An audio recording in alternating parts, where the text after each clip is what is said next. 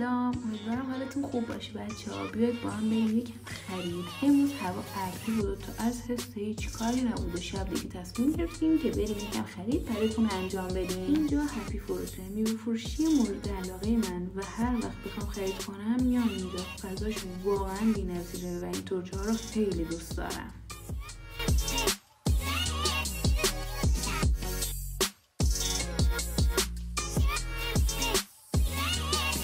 بعدش وسایل مورد نیازم رو برداشتم و رفتم سراغ فلفل رنگی.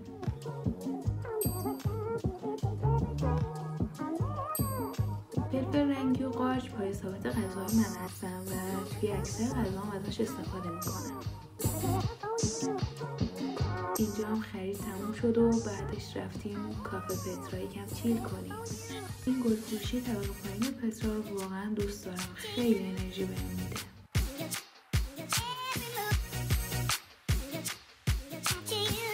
اینم فضای پترا که خیلی آرامش بخش هست و واقعا گذر زمان رو نمیفهمید توی پترا.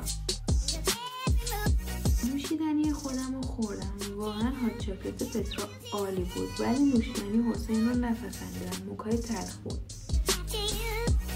بعد هم یکم وقت گذروندیم و روز ما تموم شد.